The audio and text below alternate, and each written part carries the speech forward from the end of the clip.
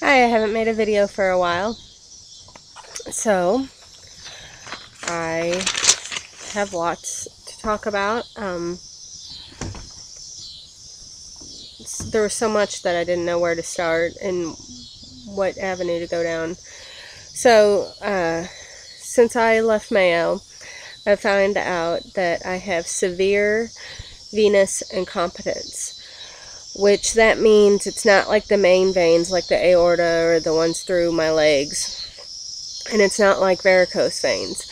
It's the deep veins, and I still don't understand all the technology about that, but the deep veins are like the veins that they take blood from. So what happens there, the blood comes out of my heart and goes down and through my body, but it won't go back in. And so there's valves, and so the valves aren't pushing it back. And after finding that out, Mayo shouldn't have let me go when they let me go. And after many phone calls and lots of doctors backtracking, Mayo told me that my vascular issues were beyond their knowledge.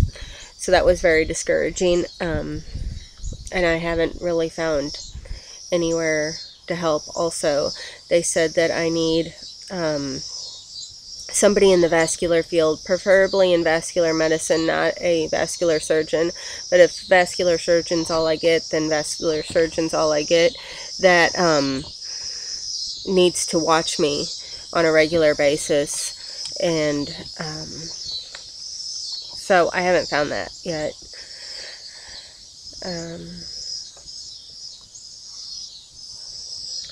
So I also found out that I have Chiari malformation. It's Chiari 1, not the EDS Chiari. They did a laying down MRI, not a standing up MRI, so I don't know what the difference would be if I was standing up. I know people with EDS have a standing up MRI, then it becomes a lot worse with the EDS, so I don't know, and really haven't gotten much feedback when I asked. September 17th, I'm doing the Chiari walk in Oklahoma City. So far, I've already raised $410, which is unbelievably awesome. Also, I went over with my doctor about the whole Mayo and fibromyalgia. And I did not agree that I have fibromyalgia. And I just thought it was bull. And so I talked to her about it, and she agreed with me that my vein pain is really vein pain, and I do have EDS, but it's not muscle. And usually all of her fibromyalgia patients had some kind of traumatic thing happen.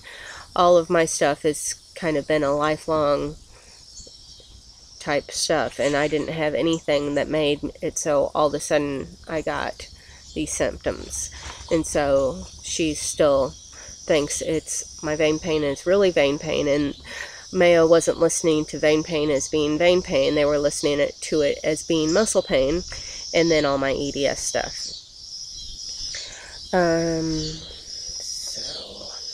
September 9th, 2010, so 1 year ago, is my anniversary for being clinically diagnosed with POTS. And just to look back on that is just amazing.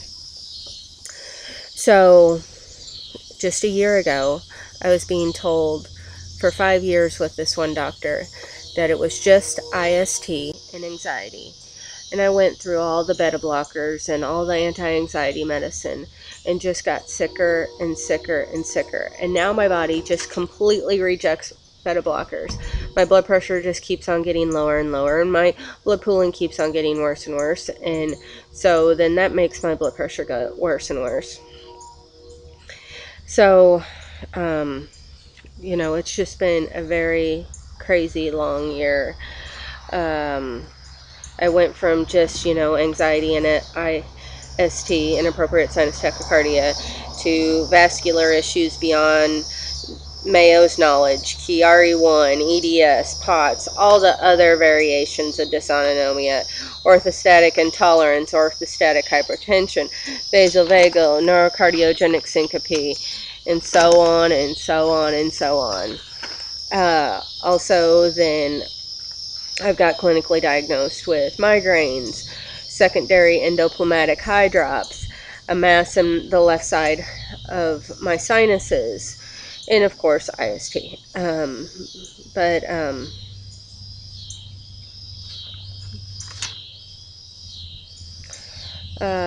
you know, it was just really frustrating because 5 years I was stuck with their brainwashing that it's just all in my head and there's nothing wrong with me, and they just didn't help. And so that hurts, and I know a lot of you are out there hurting from various doctor situations, and it's really sad that what we went through on that. But even through this long, horrible journey, and even through so much progress I've made in this year, I still haven't got a lot of answers. And you know, I understand that I might never get the answers. In to all the conditions like POTS and EDS and all that stuff, and Chiari, I mean, some of those do have answers, but I understand they're chronic and there isn't a really planned treatment. But on the veins, I'm still set on trying to figure that out and get help for my veins, because whatever that is happening is not good. And so I'll keep keeping on that. Some questions maybe I had for you. Who else out there has vascular issues beyond just the pooling pot symptoms? You know, how many of you out there wear compression? Who has Chiari, and have you had any surgeries for it, and were you happy that you did? Back on IST, I mean, a year ago, I was supposed to get an ablation. Has anybody had an ablation, and were you happy that you did that? I'm still very happy that I didn't go through that. And so I think that was the right choice for me, but I was wondering if anybody has went through that. Just what is your combo? So at this point right now, they say that my primary conditions are the venous pooling, Chiari, POTS, EDS, and those are my primary conditions. And then secondary conditions like migraines, secondary endopneumatic eye drops, mass in sinus, and carpal tunnel in both hands. So, what are your combos? And I wonder of us how many have the same type of combos.